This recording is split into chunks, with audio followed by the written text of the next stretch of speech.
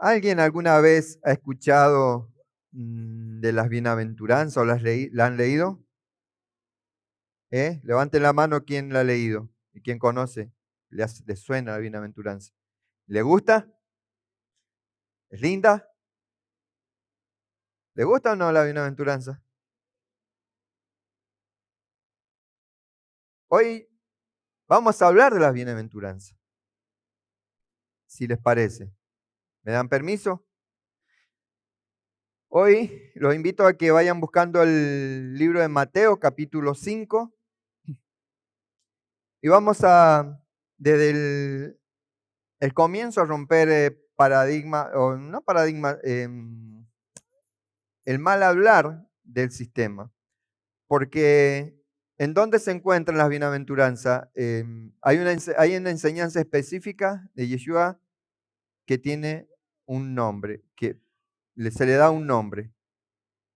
¿En dónde se habló sobre la bienaventuranza? ¿Alguien sabe algo de la Escritura? En el Sermón del Monte. ¿Sí? ¿Dice así? Ustedes buscan ahí en sus escrituras, Mateo capítulo 5, Mateo 5, y van a encontrar arriba que dice Sermón del Monte, las bienaventuranzas. ¿Sí? Pero acá permítanme decirles que es algo que no está bien, no es acertado ese nombre para lo que Yeshua hizo en ese tiempo y en ese lugar. Lo que ¿Alguien ha visto la enseñanza del apóstol del sábado pasado? Ahí él hacía referencia al Sermón del Monte. ¿Alguien la ha visto? Em, bueno, me presento por decir que apóstol. Bueno, a los que están viendo ahí en las cámaras, soy el pastor Adolfo Cataldo, del Ministerio Montesanto, de General Madariaga, que dependemos del Ministerio Montesanto, Casa Matriz, que está en Mendoza, y está presidida por el apóstol David Neche. Él habló acerca del Sermón del Monte.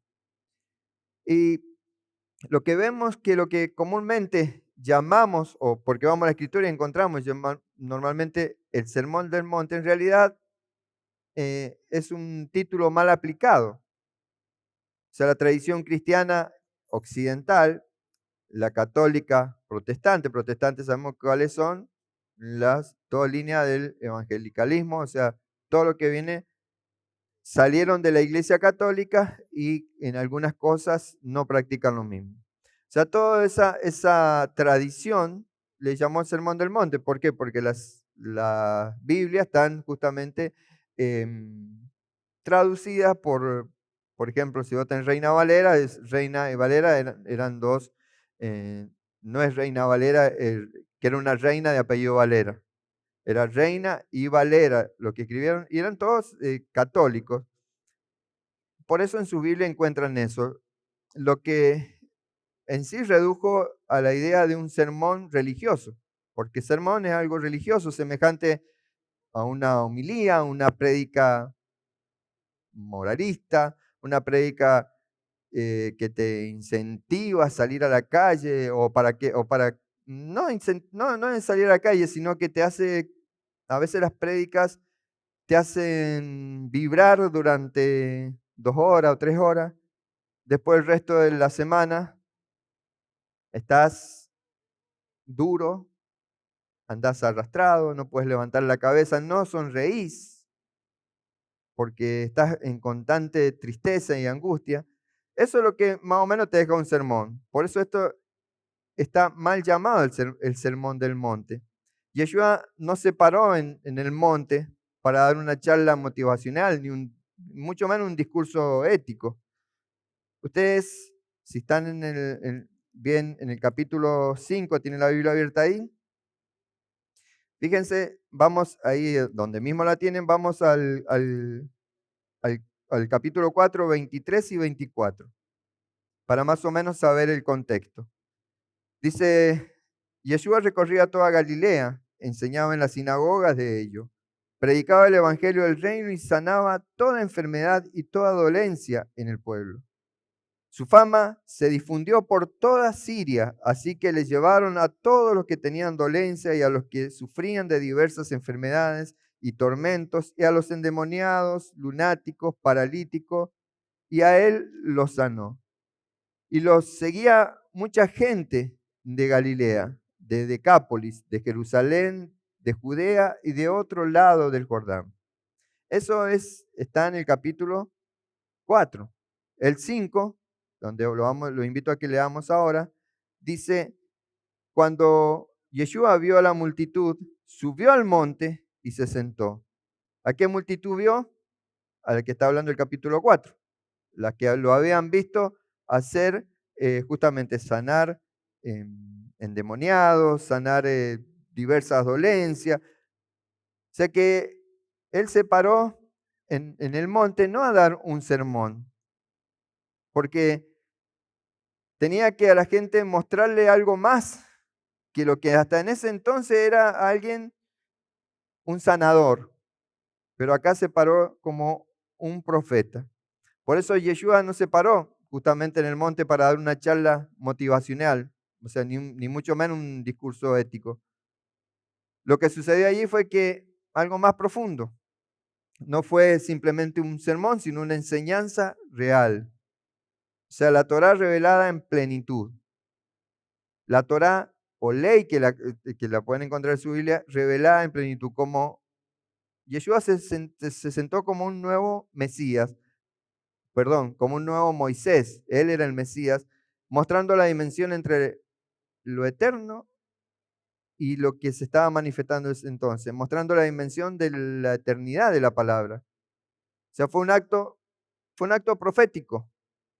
El Mesías no habló solo a la multitud, sino que reveló misterios a sus discípulos, porque sus discípulos fueron y se sentaron, estuvieron cerca de él en el monte. O sea, llevando esa letra que ellos conocían, porque todos eran conocedores de la Torá, la llevaron al Espíritu. O sea, la norma externa a una transformación interna. La Torá externa la llevaron, la instrucción externa por medio de esa enseñanza la hizo interna en cada persona. Tal cual lo que dice Jeremías, que lo tenemos acá. Puso la Torá en su mente y la escribió en su corazón. Por eso llamarlo sermón es limitarlo. Por eso no es el sermón del monte, porque estamos limitando lo que el maestro hizo ahí. Esta enseñanza la encontramos desde Mateo 7, 5 al 7, perdón. ¿Y saben lo que es? En realidad es la constitución del reino de Dios entregada en un monte. No fue un sermón, fue la constitución del reino de Dios entregado en el monte, paralelo a lo que fue el Sinaí, pero ahora Yeshua como Mashiach. En el Sinaí fue entregada en piedras y Yeshua se la estaba entregando en su corazón. Eso fue realmente lo que sucedió en eso que tenemos nosotros ahí como el Sermón del Monte. ¿Me expliqué? ¿O no me entendieron nada? O sea, el que no me entienda no es culpa de ustedes, es culpa mía que no me sepa explicar. Por eso hoy nos acercamos a una de las cumbres más altas de la revelación del Mesías, porque acá empieza la revelación del Mesías. Acá Yeshua no solamente enseña, sino que abrió los cielos sobre la tierra para mostrarnos cómo se vive realmente la cultura del reino. Esto es, o sea que es un mensaje cultural lo que el Mesías nos dio en ese monte. Por eso cuando leemos estas palabras, deberíamos quitarnos la sandalia como hizo Moisés ante la zarza ardiente, porque aquí también hay fuego divino. En esta palabra del Mesías hay fuego divino.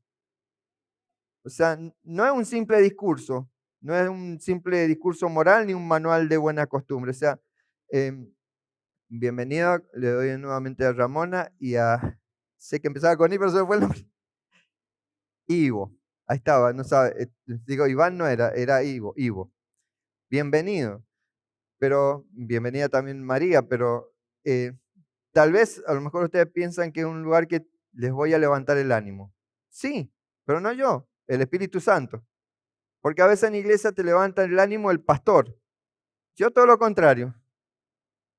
Yo le machaco el ego para que el Espíritu Santo fluya. ¿Qué quiere decir?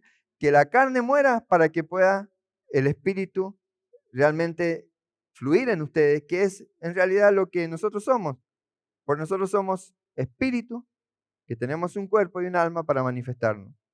Por eso es que somos hechos a imagen de Dios, dice en Bereshit, en Génesis. O sea, esto no es un simple discurso moral, es la voz del Eterno hecha carne, abriendo Yeshua su boca para decretar vida, para cortar justamente con la espada de la palabra toda estructura de orgullo, o sea, todo egoísmo que se encuentra en el ser humano, porque el egoísmo está, todo ser humano tiene egoísmo, aunque digan que no, ya se van a dar cuenta a lo largo de la enseñanza.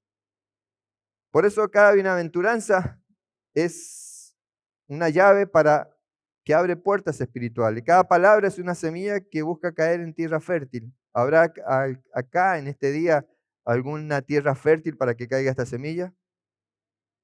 Levante la mano a ver quién se considera tierra fértil.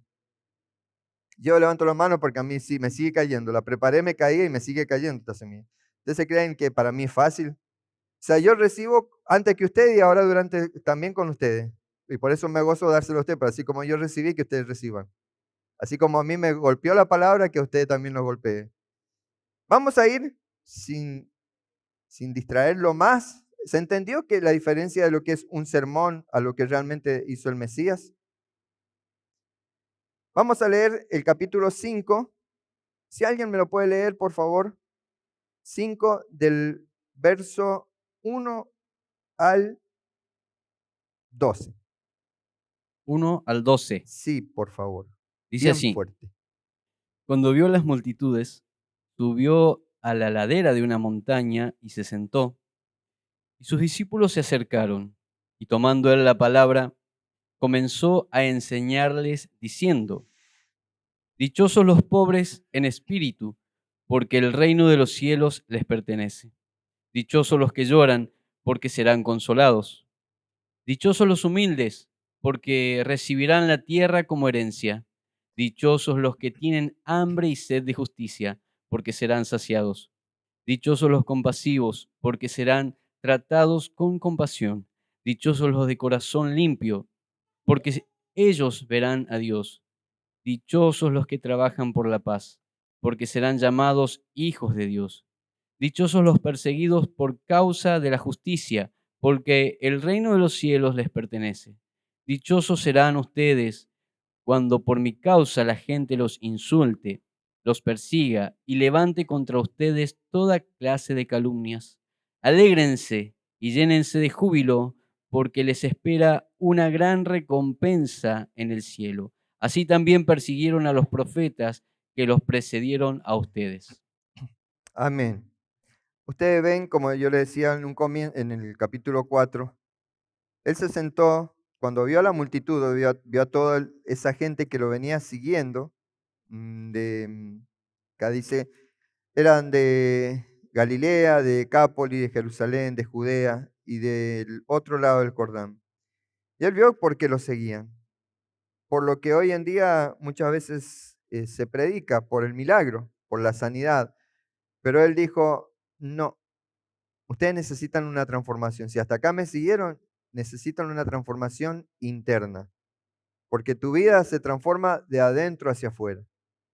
Si vos querés realmente estar bella o bello, no vayas a un centro de ¿cómo se diría? De belleza estética. Anda al mejor manual de estética, que es esto. Porque la belleza empieza de adentro hacia afuera. ¿A quién tenés a- ¿quiénes son las que buscan verse bella? Son las que por dentro están más tristes y más angustiadas. Todas esas buscan o hacerse las pestañas, hacerse las uñas, o no sé, distintas cosas. No digo que está mal, no digo que está mal, pero allá afuera las que buscan eso es porque en realidad se sienten feas ellas por dentro. Y por más que se hagan, van a seguir feas. Porque en realidad esa fealdad que Dios te dio, no es, en realidad queda para esa canción que la cantó la Tita Merelo, creo que la cantó. No, Dios no te dio fealdad, Dios te hizo bella. Decirle al de al lado, así como me ves, yo soy bella por dentro y por fuera. Decirle. Acá vemos que Yeshua se subió al monte, dice el capítulo 5, 5 al 1. Tal cual, me dice acá, Proverbio 15:13, me dicen por la cucaracha, el corazón, em, el corazón alegre hermosea el rostro, mas el dolor del corazón quebranta el espíritu o abate el espíritu. El corazón alegre hermosea el rostro. El corazón alegre hermosea el rostro. Así que ya sabes qué es lo que tenés que hacer de ahora en más. Toma las bienaventuranzas, porque en la versión de Reina Valera, cuando decía dichoso, decía, Sí, acá lo vas a encontrar que dice bienaventurado. ¿Por qué Yeshua se sube al monte? El monte, como le hablo al ministerio, el monte, como habrán visto, no es simplemente un accidente geográfico, no es algo alto. Es más, dicen que no es tan alto, ni el monte Sinaí ni este monte no eran tan altos. Pero es un lugar de encuentro con Dios, donde el cielo y la tierra se besan. ¿Por qué Yeshua subió al monte entonces? Porque él quería realmente conectar a esas personas con el cielo. Tenemos la experiencia del monte, por ejemplo, de Sinaí, en la Torá, cuando se fue entregada la Torá, en Éxodo 19, el monte Carmelo. ¿Recuerdan a Elías cuando se enfrentó con los profetas? También fue en un monte. Por eso el monte representa la revelación y la autoridad. Yeshua se sentó ahí como un profeta. Recuerda que Moisés lo anunció, que venía un profeta mayor que él, ¿no? Lo dijo. Y este era el profeta y él se sentó como tal. Aquí Yeshua sube para revelar una nueva dimensión de la Torá, no para anularla. ¿Vieron que dice que la Torá fue anulada? ¿Alguien ha escuchado eso por allá afuera? Estamos bajo la gracia. La Torá, Yeshua vino a anular la Torá. ¿Lo han escuchado eso? ¿Quién lo ha escuchado? Levante la mano. Cualquiera que se ha acercado a una entidad religiosa, te dicen eso. No, la Torá ya no va. La Torá no va. La Torá, ahora estamos bajo la gracia. ¿Dice eso o no? Ya que lo tienen abierto en el 5, dice el capítulo 5, y yo estaba leyendo el 4, el 5:17, que está dentro de esa enseñanza, esa entrega de la constitución del reino, mal llamada el Sermón del Monte. No piensen ustedes que he venido para abolir la ley o los profetas. No he venido para abolir, sino para sí. cumplir. Porque de cierto les digo, mientras exista el cielo y la tierra, no pasará ni una jota ni una tilde de la ley, hasta que todo se haya cumplido. Entonces, hermanos, si alguna vez estuviste en un lugar que te decían que la Torá ya no va, es mentira. ¿Y qué? ¿Porque el pastor sea malo? No, porque capaz que no se le ha revelado. Yeshua está claro, él mismo dice que él no viene a abolir la Torá, sino viene a mostrarla, cómo vivirla. La Torá, lo que hace Yeshua es pasar la Torá que estaba escrita en tabla de piedra, ahora está revelada en corazones, como le decía recién en Jeremías 31, que está ahí escrito, 31 del 31 al 33, dice, pero este es el pacto que haré con la casa de Israel, después de aquellos días, dice Yahvé, daré mi ley en su mente y la escribiré en su corazón, y yo seré a ellos por Dios, y ellos me serán por pueblo. Amén. Eso es lo que vino a hacer Yeshua, y eso es Jesús el Cristo, y eso es lo que estaba haciendo en ese monte. Podríamos decir entonces que mientras que en el Sinaí el pueblo se quedó abajo, lleno de temor, si han leído Éxodo, en este monte Yeshua invita a acercarnos a Él, a sentarnos a sus pies, porque el reino, hermano, no se revela desde la distancia, el reino se revela a través de una intimidad. Vos podés orar mucho y no, yo lo hablaba con una hermana que sin conocer, decía, no sirve orar en tu casa, tenés que acercarte a una comunidad para ser capacitado, porque en tu casa no hay quien te enseñe y vas a leer de tu propio conocimiento y nunca vas a tener esa intimidad con Dios. Con Dios solamente puedes tener intimidad cuando lo conoces, ¿o no? ¿Puedes tener intimidad con alguien que no lo conoces? No, porque no lo conoces. En cambio, Dios se presenta a través de Yeshua y por eso es necesario que nos congreguemos para justamente, como dice, ay, se me fue, léelo por favor. Hebreos 10:25 dice, no dejando de congregarnos, como algunos tienen por costumbre, sino exhortándonos, y tanto más cuando ven que el día se acerca. Entonces, el congregarnos es necesario, lo dice el apóstol Pablo. Ven. Yeshua, fíjense en el versículo 5:2 dice, y abriendo su boca les enseñaba. Qué raro el comienzo, ¿no? Dice lo mismo en su escritura, el 5:2 dice, y él comenzó a enseñarle, la Reina Valera dice, y abrió su boca y comenzó a enseñar diciendo. Fíjense que parece redundante decir, abrió su boca, porque obvio, ¿cómo va a hablar si no abre la boca? O sea, ¿por qué especifica que abrió la boca? Porque según la tradición judía y en el hebreo, abrir la boca es más que simplemente emitir sonido, es decretar, es liberar vida. Por eso mismo, en Proverbio 18:21 podemos encontrar que dice, la muerte y la vida están en el poder de la lengua y el que la ama comerá de su fruto. O sea que cuando nosotros abrimos nuestra boca, la usamos para decretar o liberar vida. Y también muerte, de acuerdo a lo que nosotros amemos. Por eso la muerte y la vida están en el poder de la lengua. Hermanos, tenemos que ser muy cuidadosos las palabras que salen de nuestra boca, porque podemos dar vida o muerte. Y si damos vida, tendremos recompensa en los cielos. Si damos muerte, también o sea, no hay consecuencia, no recompensa. Y esa consecuencia te aleja de Dios, ¿o no? Cada palabra que salía de la boca de Yeshua en esta declaración estaba todas impregnadas por ese bendito Espíritu Santo. O sea, él sembraba el reino en los oyentes. La bienaventuranza es por medio de la boca de Yeshua, sembraba el reino de Dios en los oyentes. Por eso decía recién de si había tierra fértil para que esta semilla cayera.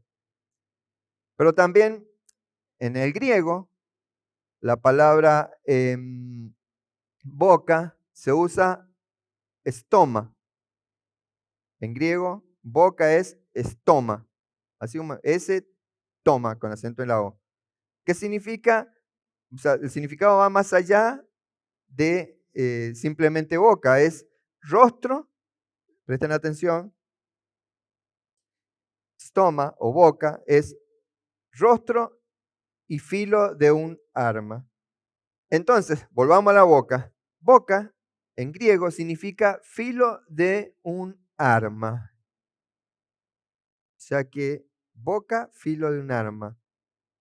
¿Y están pensando en algo? ¿Están pensando en una espada de doble filo? O sea, es decir, cuando Yeshua abre su estoma, su boca, no solo habla, sino que desenvaina la espada de la palabra. ¿Y qué hace la palabra de acuerdo a Hebreos 4:12?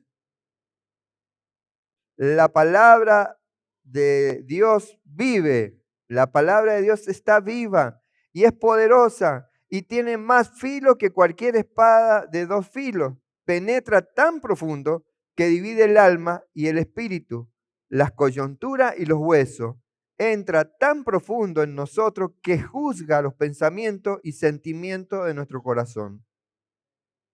O sea, que esas palabras que fueron dichas en ese monte eran como espada de doble filo. Porque la palabra de Dios, lo dice acá Hebreo, es como espada de doble filo. Por eso, que fíjense qué casualidad el significado, entre comillas, el significado de la palabra boca es filo de un arma. Así que, o sea, cada bienaventuranza no es solo un consuelo, porque antes los que la sabían, la escuchaban como un consuelo. Es más, yo escuché, nosotros mismos con mi esposa cuando nos daban, decía, dicen una parte, bienaventurado los que son vituperados en tu nombre, por tu nombre, algo así dice. A ver, El 11. bienaventurados serán ustedes cuando por mi causa los insulten y los persigan. Y nosotros recibíamos, seguimos recibiendo, pero ya como que, viste, tenemos el lomo un poco más duro y nos dicen y ya. Pero decíamos eso porque la bienaventuranza la habíamos aprendido como un consuelo y no es un consuelo, es un golpe de la espada espiritual que corta el orgullo, corta la autosuficiencia, corta la indiferencia, corta la violencia. O sea, ¿para qué? Para abrir espacio a la cultura del reino. Nosotros tenemos que cambiar nuestra cultura. ¿Va a decir cómo no cambiar nuestra cultura? Sí, porque la cultura nos aleja de Dios. ¿O no? ¿Es o no es? Toda cultura aleja de Dios. Toda cultura antirreino. O sea, toda cultura que va en contra del diseño de Dios, aleja de Dios. Y lo vemos. Vemos, eh, yo recuerdo personas que empezaron a venir cerca de diciembre, cuando le hablábamos acerca de lo que realmente es el significado del 25 de diciembre, la Navidad, dejaban de congregarse porque decía, a mí no me toque la Navidad, porque durante años es tradición en mi familia. O sea, esa es la cultura que ha sido implantada por el sistema, pero no es cultura del reino. Por eso el Mesías, en las bienaventuranzas, sus palabras no son consuelo, son espadas, es una espada de doble filo. En hebreo la palabra boca es P-H, P-E-H, significa fuente de revelación y creación. Por eso decimos que Yeshua estaba abriendo un espacio de cultura al nuevo reino. Salmo 33:6 dice, por la palabra de Yahvé fueron hechos los cielos y todo el ejército de ellos por el aliento de su boca. La palabra tiene poder. Decir al de al lado, tu palabra tiene poder. Tiene poder para dar vida o para dar muerte. Por eso, este detalle que Mateo nos recuerda cuando dice que el Mesías abre su boca, está liberando justamente decretos que crean vida y transforman realidades. Eso es cuando dice que Yeshua abrió su boca, está liberando decretos que crean vida y transforman realidades. Y ahora yo tengo que hablarle a ustedes. Yeshua le hablaba allá en el monte a toda esa gente que tenía alrededor. Y yo acá te hago una pregunta, porque debemos examinarnos nosotros. Cuando nosotros abrimos nuestra boca, ¿qué liberamos? Cuando va a abrir tu boca, ¿qué liberas? ¿Decreto de vida o semilla de muerte? Les dije, acá se te confronta con la palabra. ¿Para qué? Para que tengas vida. ¿Qué es ser bienaventurado? La palabra bienaventurado en griego es, ¿alguien lo sabe? Macairo o macariori. Macarioi es el verbo. Pero su raíz está en hebreo como as rey, que quiere decir bienaventurado. En el Salmo 1:1, el primer salmo, dice, bienaventurado el varón que no anduvo en consejo de malo. O sea, esa palabra bienaventurado que a nosotros porque yo te digo bienaventurado y va a haber alguien que me diga qué es lo que significa para usted, cómo le suena la palabra bienaventurado, qué sería una persona bienaventurada. Está feliz, Feliz, dichoso, como dice la otra palabra. ¿Alguien más? extremadamente feliz, Extremadamente feliz, bendecido. bendecido. Todo eso para vos, pero lo demás, o sea, alguien más. O sea, cuando yo le digo la palabra bienaventurado, ¿ustedes qué se imaginan? ¿Cómo se imagina esa persona? ¿Eh? Que anda por buen camino. O sea, no significa solo ser feliz, sino ser pleno, alineado con el propósito divino, o sea, en el camino recto del eterno. Eso es ser bienaventurado. O sea, cuando dice bienaventurado, es decir, porque dice, por ejemplo, bienaventurados los pobres bienaventurados los pobres de espíritu, y dice, yo estoy pobre, yo soy bienaventurado. No, bienaventurado, esta bienaventuranza que dice Yeshua es aquello que son plenos, están alineados con el propósito divino, están alineados con el propósito divino en el camino recto del eterno. Eso es ser bienaventurado. O sea que acá Yeshua, ¿qué le estaba diciendo a la gente?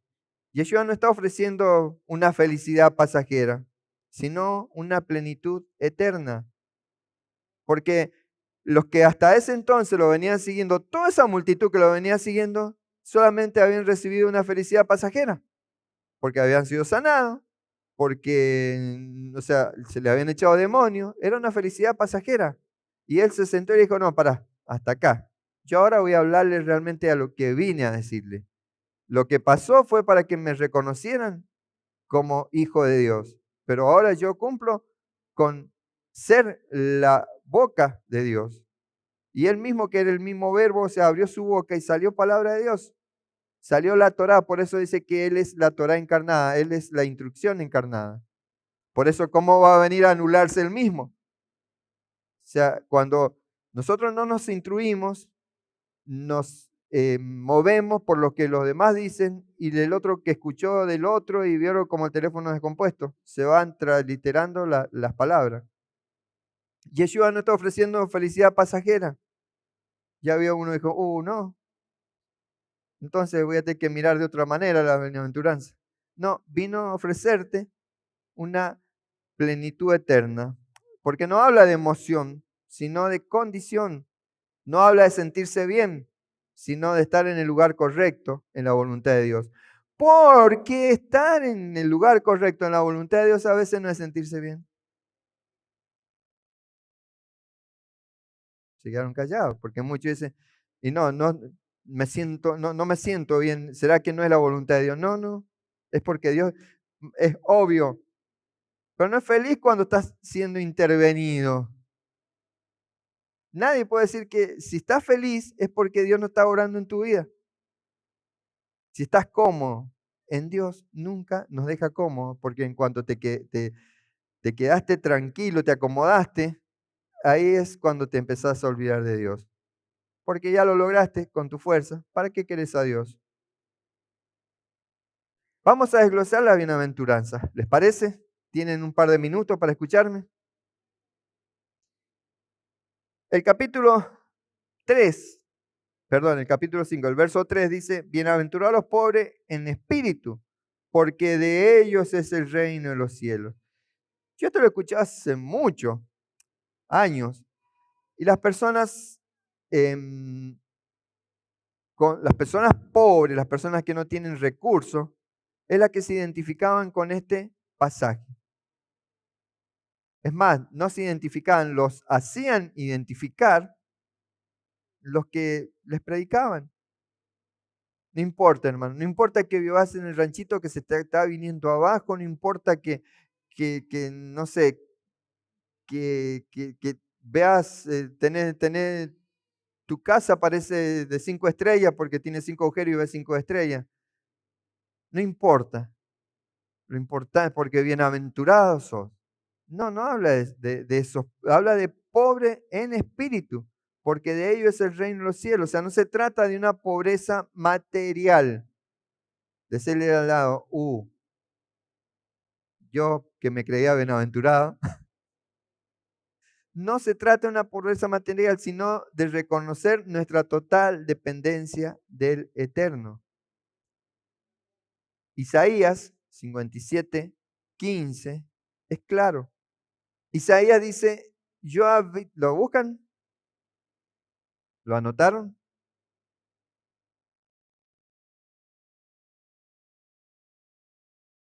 Isaías 57:15.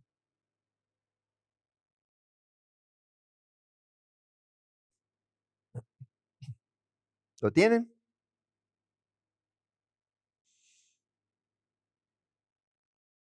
Dice así, yo habito con el quebrantado y humilde de espíritu para vivificar su corazón. ¿Qué quiere decir esto? Que el reino no empieza con autosuficiencia ni con vaciamiento. Perdón, sí es con vaciamiento, no autosuficiencia. Es cuando te vacías de los placeres de este mundo, te vacías de lo que creías importante para tu vida, te vacías de la idolatría en sí, porque solo Él es el que puede llenar todo en todo. Por eso solo en Él que se reconoce necesitado puede ser lleno. Si vos no reconoces que necesitas del Espíritu de Dios, nunca vas a ser lleno por el Espíritu de Dios. Por eso Yeshua acá lo que rompe es con la lógica humana. ¿Qué dice el mundo? ¿Qué te dicen ahí afuera? Sé fuerte, confía en ti mismo. Pero el reino de Dios, ¿qué dice? Sé pobre en espíritu, porque sólo así Dios será tu plenitud. Allá afuera te dice, sé fuerte, que te dice, no confíes en el hombre, confía en vos mismo. ¿Lo has escuchado esa? Porque la palabra dice, maldito el hombre que confía en el hombre, yo no confío en nadie, confío en mí mismo. Y es eso donde está hablando la maldición. Ese es el hombre que es maldito, el que confía en sí mismo. Cuando dice esto la Escritura, está refiriéndose a aquellos que no entregan su confianza al Dios eterno, sino que confían en su propia fuerza. ¿Habrá alguno acá que ha confiado en su propia fuerza, que creía que por su propia fuerza iba a llevar su familia adelante, iba no sé, a darle todo lo que necesitaban sus hijos por su propia fuerza? Todo con mi fuerza. Pero es así. Sigamos con el versículo 4. Bienaventurados los que lloran, porque ellos recibirán consolación. Oh, acá varios que decían, gracias Señor, porque cada lágrima me la va a secar vos.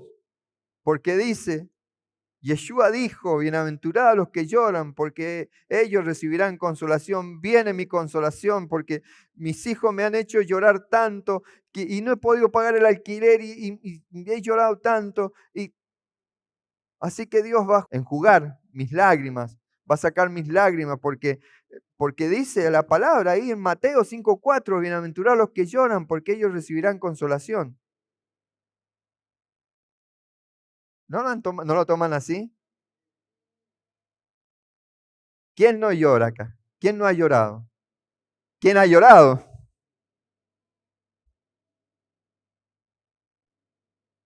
Y cuando escuchamos esto decimos, ay, gracias Señor, porque voy a recibir consolación de todas las lágrimas que he desparramado. Pero ¿saben qué?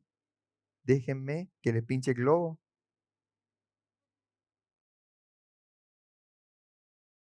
¿Me dejan que le pinche el globo? No todo llanto trae consuelo. Se refiere al llanto por el pecado, por la injusticia, por la separación de Dios. El llanto que es a causa de la ausencia de algo material nunca recibirá consuelo. Esta parte por culpa de mi esposa.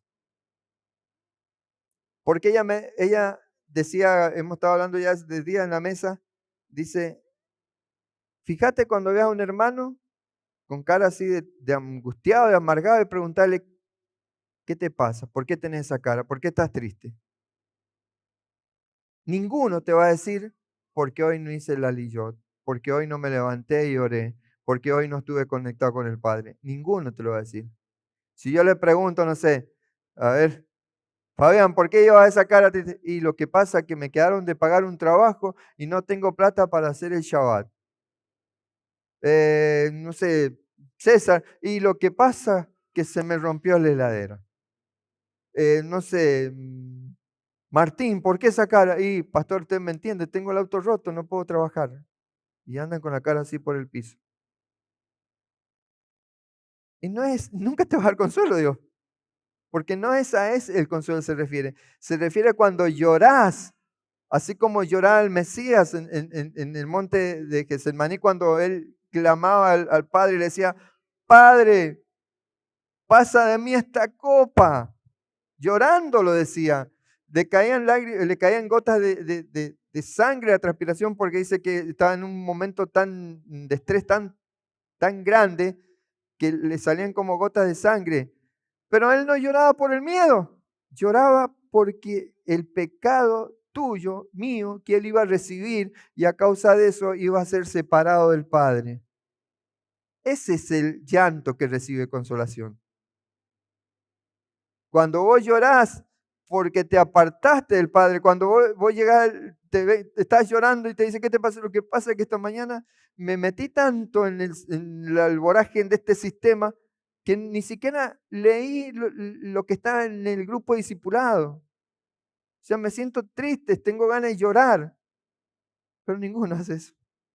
A ninguno lo he escuchado ni lo he visto. Todo con cara larga porque le falta plata, se peleó con la suegra, se peleó con el esposo, se peleó con la mujer, se peleó con... Pero nunca triste porque no estuvieron en presencia del Padre.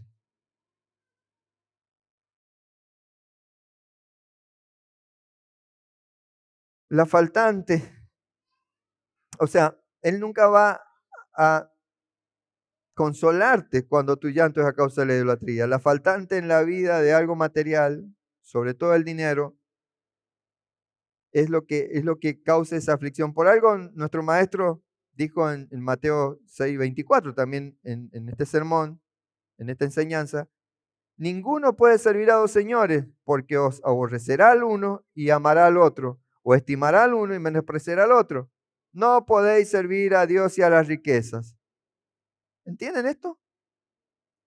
¿Entienden de que cuando vos estás amargado porque no tenés dinero o no puedes pagar tal cuenta o el alquiler, y no te amargás porque no estás delante de la presencia de Dios, estás amando a Mamón, al Dios dinero? ¿Vieron que le pinché el globo? Y explotó fuerte, ¿eh? Por eso cuando el salmista escribe en el Salmo 126:5, los que sembraron con lágrimas, con regocijo segarán. Se está hablando, vamos al Salmo, vamos a leer el contexto. Salmo, los invito que me acompañen. Salmo 126, capítulo 126, versículo, ahora vamos a leer del 1.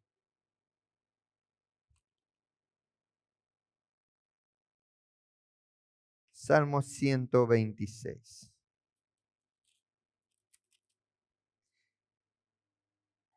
Hay una canción de esta. Cuando el Señor no, ahí. A ver cómo es, los que saben. Cuando el Señor nos haga volver de la cautividad.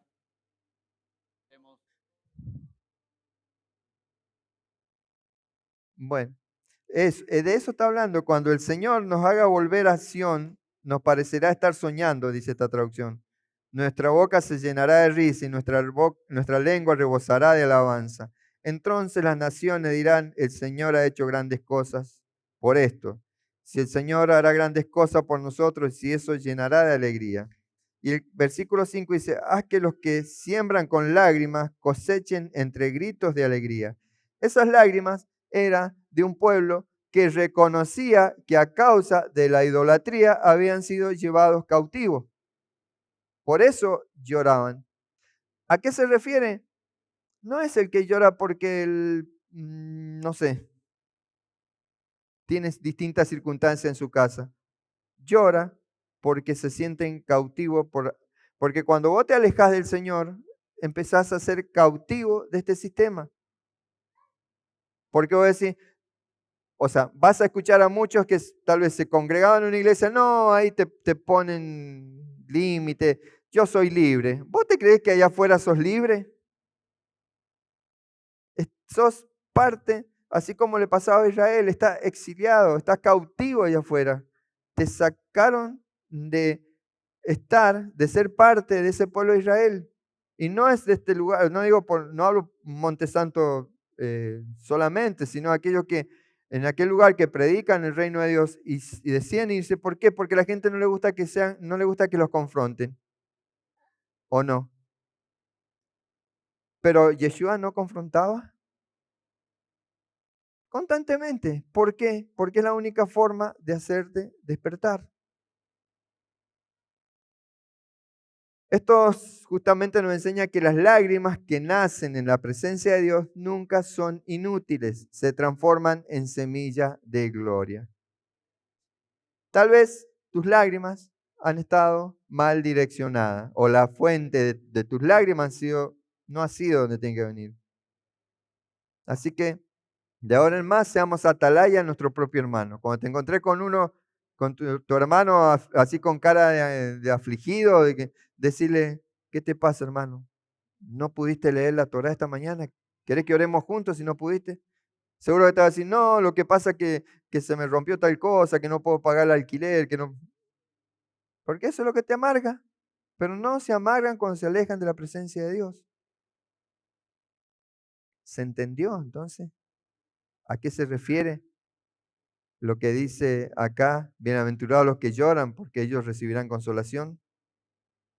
Vas a recibir consolación cuando tus lágrimas vengan del dolor de sentirte alejado. ¿Cuál va a ser la consolación? De que el Eterno te va a volver a tomar, te va a volver a limpiar y te va a decir, vení, hijo amado.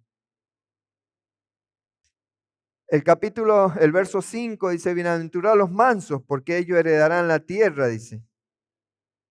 Acá, los mansos heredarán la tierra, hace referencia justamente a aquellos que no tienen, no tienen ese egoísmo que los lleva a ir en contra del otro. O sea, a los que tienen empatía por el otro, que siempre va a estar dispuesto a ceder ante el hermano que tal vez tuvo, justamente a causa de no haberse levantado, haber tenido su comunión con el Eterno, tuvo un mal día y te dijo algo que no te agradó. Y esa es parte también de ser manso. El reino no lo heredan los violentos, ni los poderosos, sino los mansos. Los mansos son los que se someten a la fuerza del Eterno.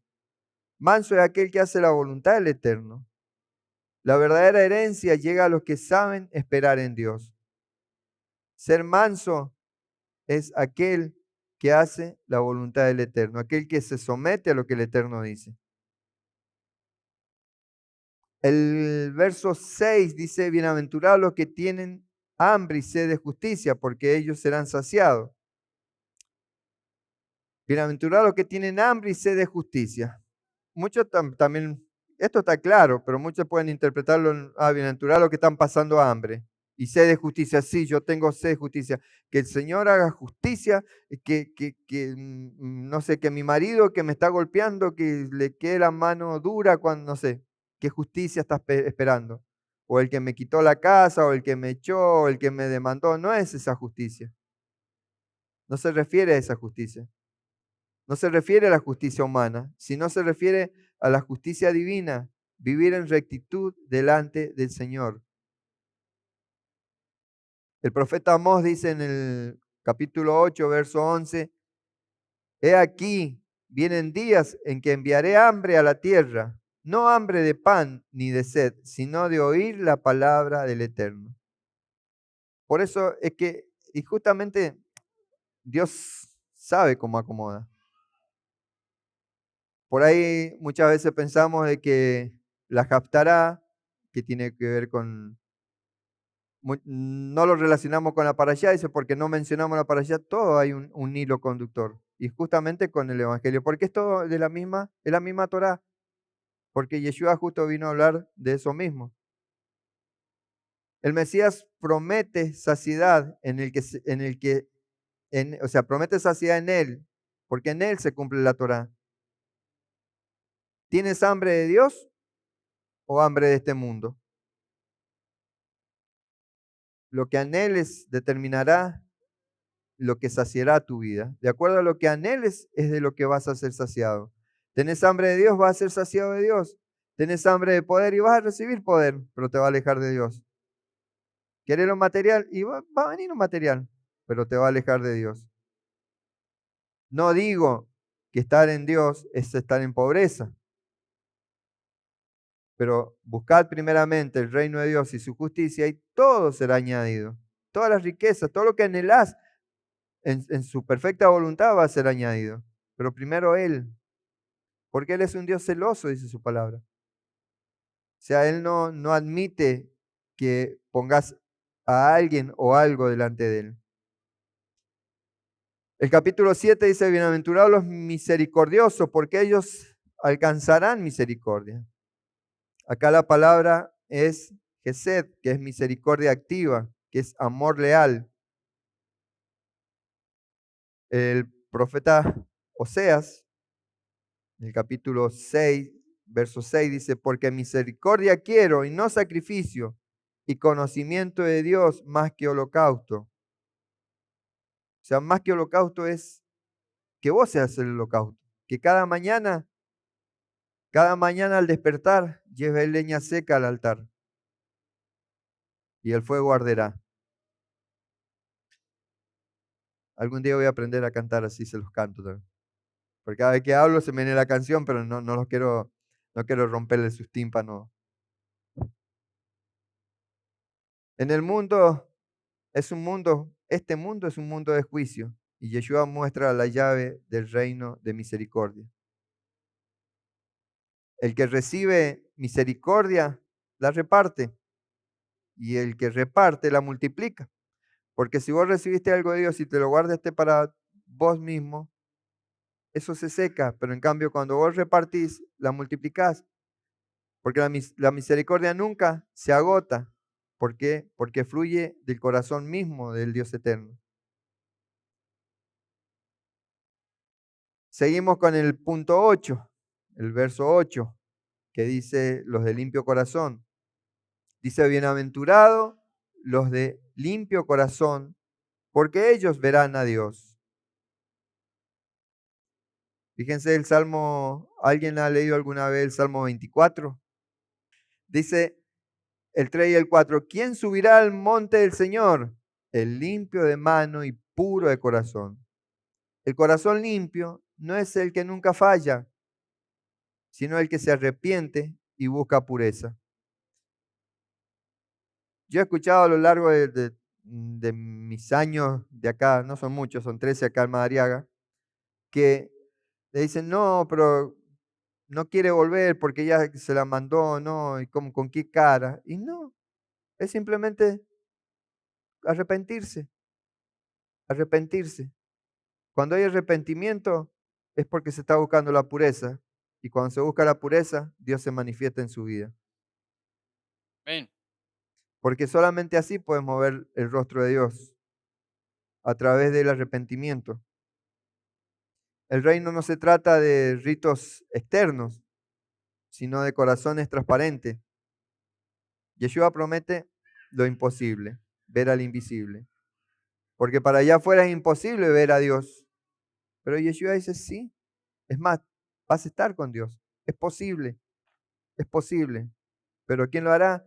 Aquel que es limpio de corazón, que no hay maldad en su corazón. Si la maldad logró entrar en tu vida, tenés tiempo de arrepentirte. Todos nosotros llegamos con maldad en nuestro corazón, porque ninguno va a decir, no, yo llegué acá porque vi luz y entré, pero yo, bien, yo no le he hecho mal a nadie. ¿Han escuchado eso? Y el principal mal se lo están haciendo a ellos mismos por creer que nunca le hacen mal a nadie. Porque como dice la palabra, o sea, el que dice que no ha pecado es pecador por mentiroso, o sea, porque pecamos todos los días. Todos los días cometemos un error, una equivocación. Porque, ¿cuál es la principal equivocación? Y no seguir la Torá, porque la Torá es justamente es la guía para no pecar.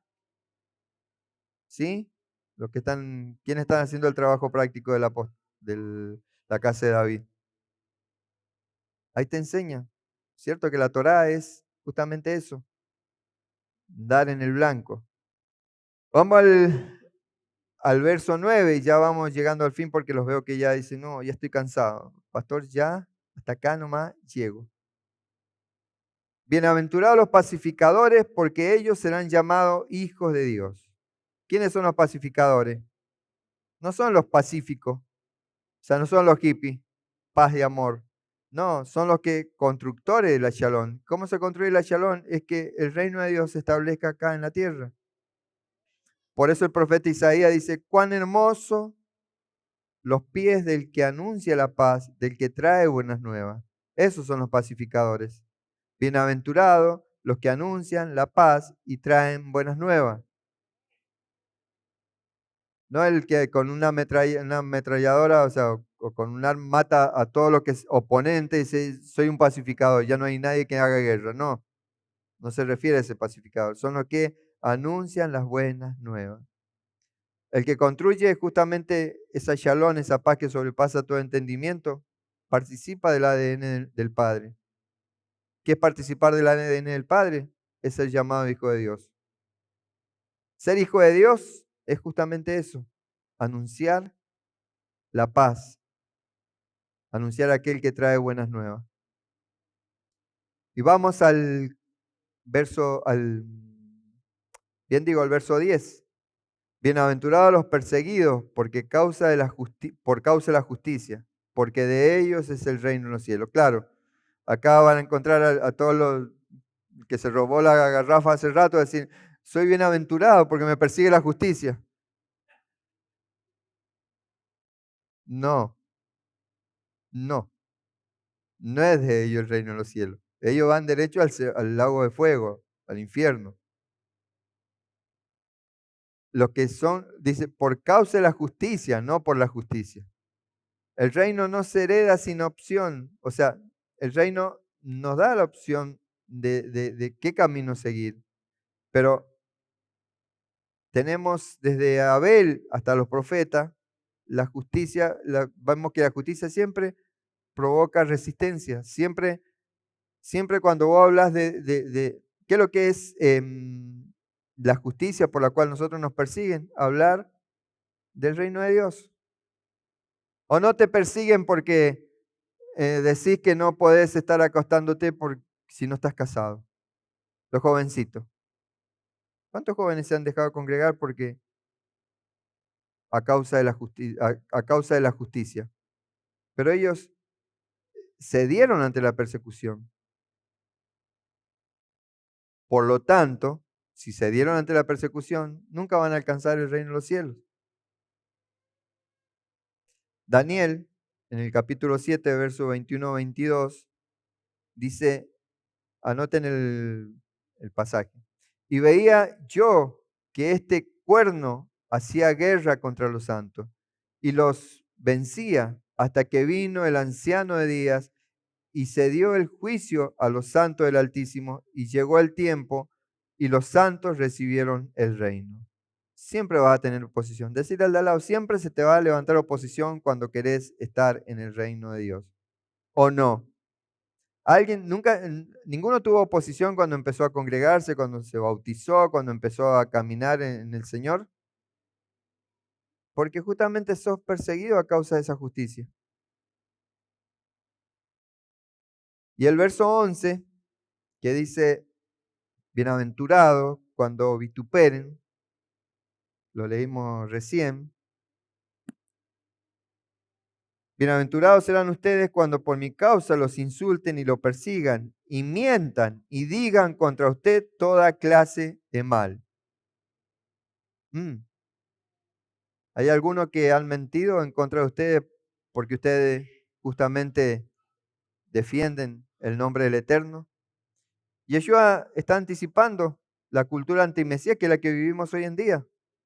Hoy en día es una cultura totalmente anticristo, totalmente, porque la justicia está a favor de la injusticia. O sea, por ejemplo, hoy en día no se le puede disciplinar a un hijo, no se le puede levantar la voz.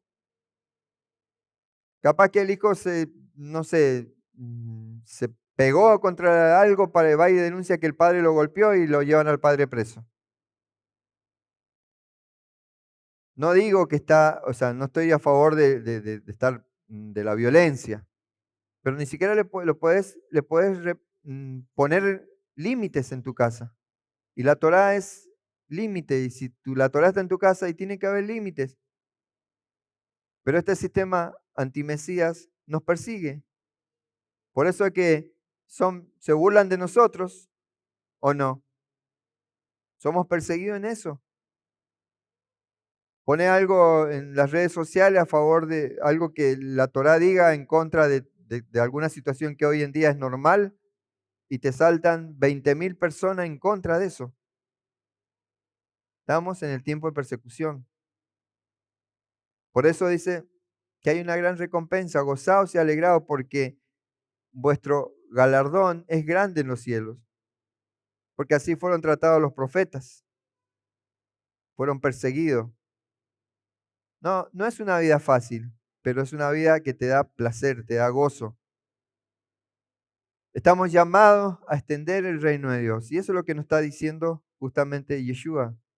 El Sermón del Monte es la nueva entrega de la Torah, no es de una Torah nueva. La nueva entrega de la Torah que no anula la primera, sino que revela su dimensión eterna. Por eso en el Sinaí con fuego, truenos y temor fue entregada la Torah a Moisés. En cambio, la que el Mesías revela está en esa esencia del amor, en la gracia y en la transformación interior. Debemos entender que nuestra boca es también espada. Nos recuerda que la Torá del Mesías no solo consuela, sino que corta, separa y abre camino hacia una vida santa. La boca es espada. Y ojo, por eso que de acuerdo a cómo la usás, das vida o muerte, porque la espada, si la usás desde la palabra de Dios, da vida, pero tu boca, cuando la usás fuera de la palabra de Dios, trae muerte. ¿Están acá? ¿Ya no quieren escuchar más las bienaventuranzas? ¿Ah? Siga, siga. Ya voy llegando al final. Vamos a seguir la semana que viene con lo que es el sermón, el mal llamado Sermón del Monte, pero yo los invito a que hagan una introspección. ¿Qué hacer una introspección? La para allá está justamente que se va, que se fue, es un llamado a observar en nuestro interior, porque re es observa, es ver, es mirar en nuestro interior, es ver cómo está en nuestro interior. Porque es fácil mirar afuera, lo difícil es mirar adentro, ¿o no? Difícil es meterte en tu interior. ¿Por qué? Porque tenés miedo, tanto dolor, tanto abuso, maltrato, y todo eso está en tus recuerdos, está adentro, pero es necesario sacarlo para poder sanarlo. Y esta palabra del Eterno, esta palabra de Dios, a través de la boca del Mesías, lleva a eso, porque dice que penetra hasta lo más profundo, hasta donde vos ni te imaginás que tenías un mal recuerdo. A mí me pasó, tenía recuerdos anulados, porque a veces uno mismo hace una autodefensa, pero esos recuerdos que lo anulás, pero no lo sanás, es como cuando una herida, vieron que se hace, parece sana, porque se le hace la costrita arriba, pero la tocás y te duele porque adentro hay infección. Es lo mismo cuando vos pensás que ya, ya está, o ya te olvidaste, no, tenés que pedir al Eterno, pedirle a Dios que se meta en vos, hacer una introspección con Él. ¿Por qué, por qué con Él? Porque Él, o sea, por medio de Yeshua, Yeshua es la luz, que Él se meta con vos para que justamente alumbre tu interior en ese lugar oscuro y puedas sacar todo eso afuera y puedas ser libre. Porque cuando sos libre, María, vas a ser sana de los huesos. Lo mismo que le digo a Néstor, los huesos, dice, porque callé, envejecieron mis huesos. Y todo lo que has callado está todo adentro, está todo ahí guardado. Y eso es lo que provoca que uno empiece como a consumirse para adentro, ¿eh? Empiece a sus huesos a doler, a venir artritis y todo eso. Es a causa de guardar cosas, guardar cosas. Empezá a confesarle a Dios, decirle, Señor, ayúdame a ser liberada, ayúdame a limpiar todo mi interior, porque quiero ser una nueva criatura en vos. Y a todos, no solamente a María, a Néstor, a todos, decirle, Señor, limpiame, limpiame, purificame. Cortá con tu espada todo aquello que no te agrada, sacá, así como hacía la oración recién en la separación del día, separar lo santo de lo profano. Santo quiere decir ser apartado para Dios. Permitime ser grato delante de tus ojos. Háblalo con el Eterno. Cada mañana habla con Dios. Cada mañana. Eso es llevar leña seca al altar. Cada mañana tenés que, antes que nada, presentarte delante de Él. Y va a ver cómo tu día van a ser de otra forma. ¿Cómo podemos aplicar esto hoy? Vivimos justamente en una cultura antimesías, una cultura competitiva, orgullosa, sin misericordia, ¿o no? Existe el orgullo, la competitividad. Quiero que no, pero yo no compito con nadie, ¿no? Observa bien. No sé, ver lo que el otro se equivocó y en lugar de exhortar a la persona que se equivocó, va y se lo decía a otro. Y eso es como es degradar, estás degradando a la persona que se equivocó en lugar de ayudarla a que cambie. Porque muchas veces nosotros, yo personalmente cometo a veces errores sin darme cuenta o puedo ofenderte sin darme cuenta. Pero lo bueno es que podamos ser justamente instrumento de bendición y no salir de esta cultura antimesías. Yeshua nos llama a ser esa contracultura del reino, tener humildad en lugar de orgullo, llanto santo en lugar de indiferencia, macedumbre en lugar de violencia, hambre de justicia en lugar de corrupción, misericordia en lugar de venganza, corazón limpio en lugar de hipocresía. Eso es lo que Dios nos pide en este tiempo. Ser pacificadores en lugar de ser instigadores. Decir, no, pero ¿viste lo que dijo? No, no sabes lo que dijo de usted, pastor, tal persona. ¿Y vos qué le dijiste? Y no, nada, yo me quedé callado. Ah, sos peor que el que te lo dijo. Por eso nadie me viene a decir nada. Se quedan callados. Pero así, o sea, cuando alguien te venga a decir, no, porque, ¿viste lo que dijo René de vos, Sergio? Y vos le digas, ¿y vos qué le dijiste cuando estaba hablando de mí? Y no dije nada, me quedé callado. Decirle, anda, entonces, juntate con el otro porque sos del mismo palo. ¿Me entienden a qué quiero llegar? Tenemos que ser pacificadores. Tenemos que tener un corazón limpio de hipocresía. Cada vez que abramos nuestra boca, también libramos filo. Por eso, ¿qué sale en nuestra boca? ¿Maldición o bendición? ¿Lengua que destruye o espada del espíritu que libera?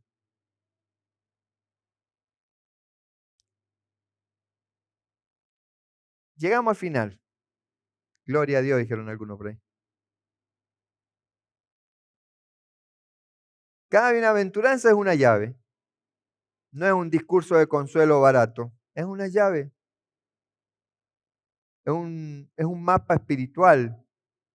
O sea, queremos heredar el reino, necesitamos encarnar las palabras de esta bienaventuranza.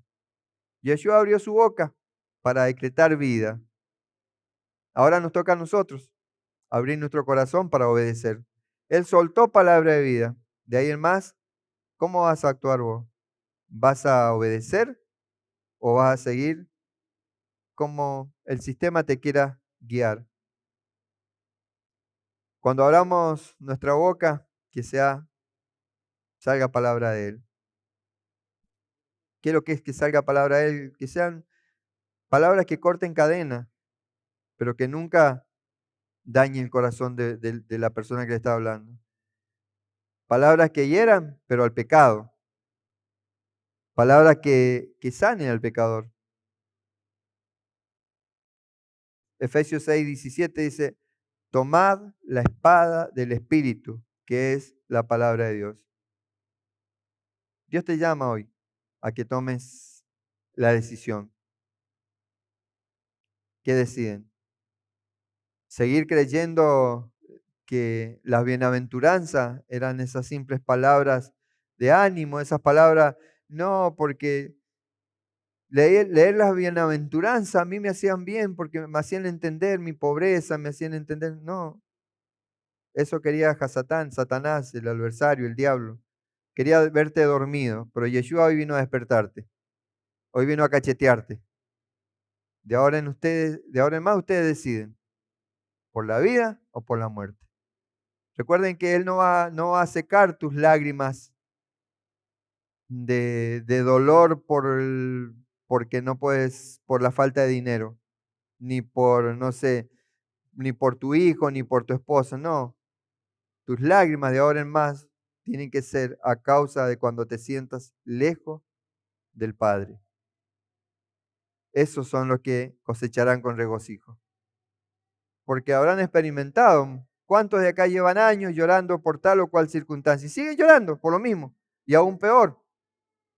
Porque no es por eso que tenés que derramar lágrimas. Lo único que a nosotros nos tiene que movilizar es sentirnos como Yeshua, como lo dije recién. Que sentir que su presencia se está alejando de nosotros a causa del pecado. Hay días, o sea, capaz que pasan días que estás alejado de Dios. Pasan días que ni siquiera le hablas. Pasan días que ni siquiera tomás la escritura, ni escuchás una alabanza. Pasan días y la pasás como si nada.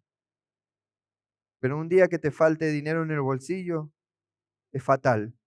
Se te acabó el mundo. Fíjense a qué Dios están adorando.